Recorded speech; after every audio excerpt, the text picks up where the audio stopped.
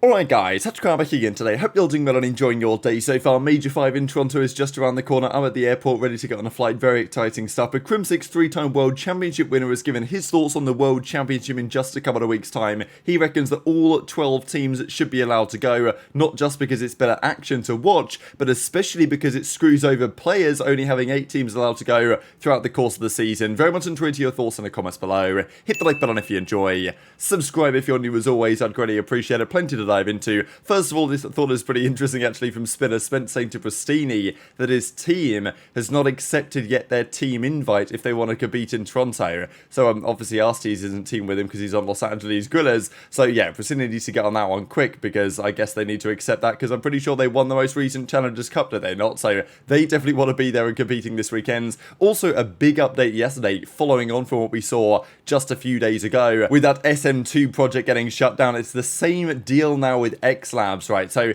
there's a group of guys that have come together and created PC clients to allow people to go back and enjoy some of their favorite games from Call of Duty past. We're talking even Black Ops 3 included, but you know, Ghosts, Modern Warfare 3, Advanced Warfare, stuff like this. And they've been given a cease and desist by Activision Publishing. I'm not massively surprised, to be honest. This seemed like almost an inevitability in some ways, that people in the community that tried to do a good thing for the community and maintain some of those old games, where Activision feel threatened that their game just nowadays isn't as good as it used to be, and therefore people are going to play this instead. But fundamentally, all the people playing these games already paid for that game back in the day, but Activision no longer gives support to it, the servers don't work anymore, there's hackers everywhere, and people have to take matters into their own hands. But if you try to, Activision will shut you down. So effectively killing their own game. So you just gotta love to see it, really. So it's definitely a sad one to see, and I do wonder whether, you know, people are concerned now about Plutonium, right? Because that's probably the most OG one. They use the oldest version of the clients, so we're thinking maybe they haven't been touched for now for that reason. Black Ops 2, Black Ops 1 and stuff you can play via Plutonium, but yeah, there is a concern that they might be next up just because, well, they've been going after the other ones so far. They also mention here, right, that if you play it on Steam, it's actually one of the reasons why this is a great project that these people have worked on, is that if you try and play it the proper way through the Steam client rather than their client, you can just get straight up malware from private and public games because it's just so bugged and people are everywhere and it's an absolute mess. So that's one of the biggest reasons why these exist, is to actually protect people wanting to play these games. But yeah, Activision decided to shut it down. So I mean, am I surprised? It's unfortunate, but it simply is just a natural development of things for Activision Blizzard. Unfortunately, they just can't help themselves. Let's dive into quickly on the iLLeY stuff. I just wanted to mention this quick clip here from Dashy and Ghosty where they discuss iLLeY's return. He's been back in 8s over the last few days playing with Drazah, and this is what they have to say. Pretty nice stuff. Wait, apparently, is Ender actually playing in AIDS? Yeah. That's actually cool to see that. I saw him tweet, but I don't know. I saw him tweet like before that, like a week ago, so I don't know if he was being serious. Oh, he's back. Is he calming strats? Oh, that's actually goated. If he's calming strats, actually, I swear to God, that's goated. He's like, okay, listen, trust me, bro. I've been watching though for 3 months.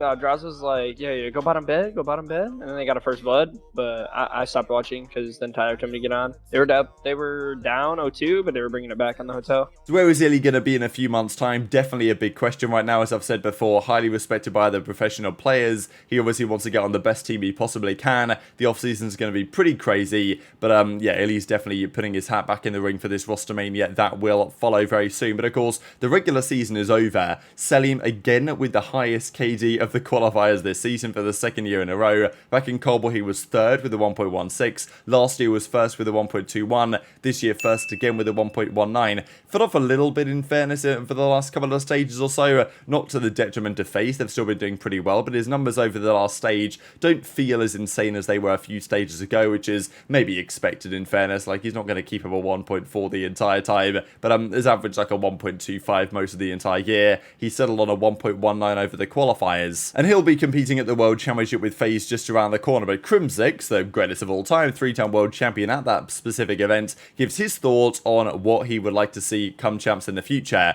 Now, this point was made by him back in 2021 in the Cold War days. Let all 12 teams compete at champs at the Call of Duty League. That year, of course, he qualified anyway, but the year after, it would be much harder for Crim to qualify for champs. We full well know that New York Summerliners team made one of the most miracle runs ever to champs because they were so bad at at the start of last season with that Clayster team. They made the change. They won the Pro-Am, right? But there was no points given out for the Pro-Ams. They had to replicate that in the regular matches, and they pretty much had to go 4-in-1 in the Major 4 qualifiers and come second at the event to secure 90 points over that cycle. And that was just enough to make them qualify. And such an awesome story that was last year. And this is the reason why I'm not necessarily in full agreement with Crim, because the storylines of teams qualifying for champs, I think, are more interesting than the storylines you might get as a result of teams, of all the teams making it to champs. But Crimsix actually gives another interesting perspective on this as to how it affects players negatively. A lot of people aren't factoring in that orgs will hold their substitute or bench players hostage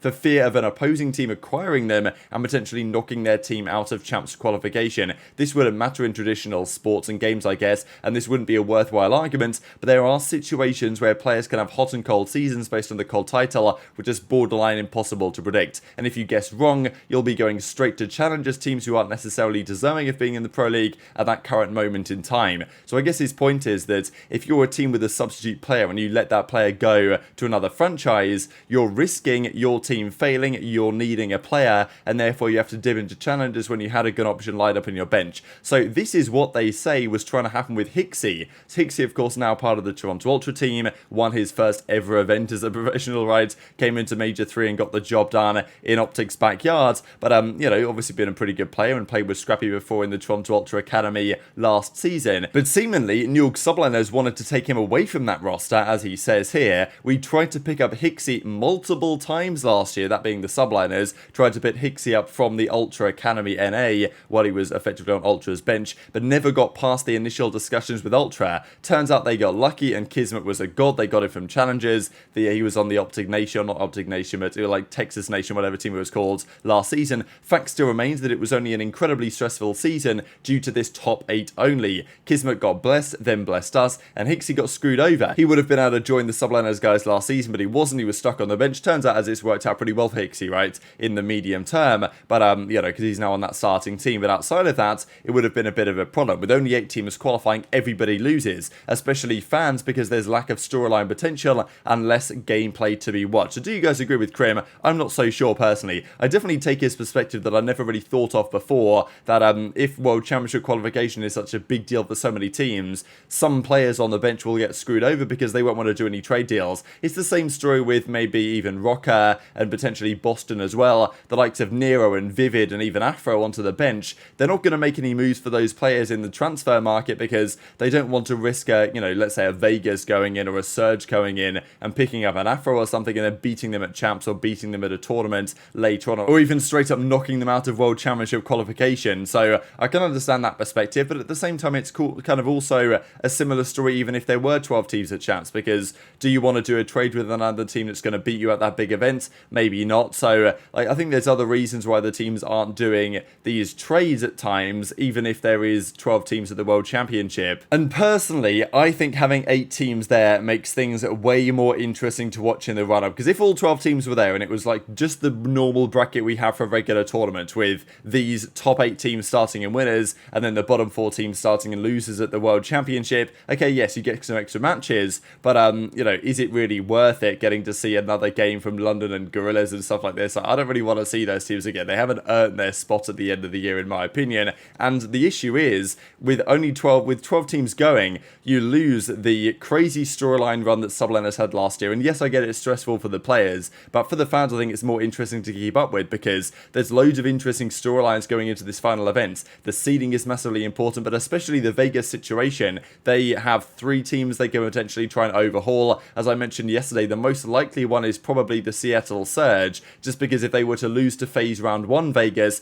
they still have their own destiny in their hands. They can win 3 straight series, knocking out Surge in the process, and getting 30 extra points would be enough to take down Surge in their head-to-head tiebreaker at 190, because they hold the head-to-head tiebreaker and would certainly hold it if they were to win that series and losers theoretically. So all of these stories aren't possible if 12 teams attend champs, and the teams really want to go to champs anyway and just start and losers regardless. And yeah, CDL Scump says, I'm not interested in watching LA Guerrillas and London play anymore, right? I'm quite happy to see them go out of this tournament. Now yes, Florida are playing quite well, and yes, Vegas are a team that I would like to see there as well. But if they don't make it, they don't make it, and it is what it is. It's unfortunate, but I understand why the format is run as it is. And in my opinion, on balance, it makes things more interesting having only 8 teams attend in the lead up, because otherwise all the matches for the last couple of months would be basically irrelevant, but just for seeding. There's more interesting storylines when there's 8 teams going, in my opinion, when there's a good race for the final spot, at least, as there was last year and as there is this year. If there's not a good race for it, then I understand maybe 12 teams is the way to go, but I think they've got it right, to be honest, on this one. But I can understand Crim's point of view. It's bad for the players in certain aspects as well. Thought it was pretty funny between Dashy and Crim as well here, actually, just quickly on the timeline. And also Crim is flying out to LA to compete in some sort of cooking event. He's competing in a cooking competition. So, I mean, I can't wait to watch this one, right? Frying inside and outside of the game. He says he can't cook at all. So, I mean, it's going to be an absolutely fantastic watch, I'm sure, on that one. And just quickly before we close out here, some interesting stats here from COD League Stats again. These are just some of the records in hardpoint recently. Thought it was quite interesting to see how many teams are on a win streak in hardpoint. OpTic on a 6 hardpoint win streak. FaZe on a 5 hardpoint win streak. Vegas on a 4 hardpoint. Even Rokkr on a 4 hardpoint win streak. So pretty impressive stuff from across the board there. But very much enjoyed to hear your thoughts in the comment section below. Hit the like button if you enjoyed. Subscribe if you're new. Take care. And I'll see you next time.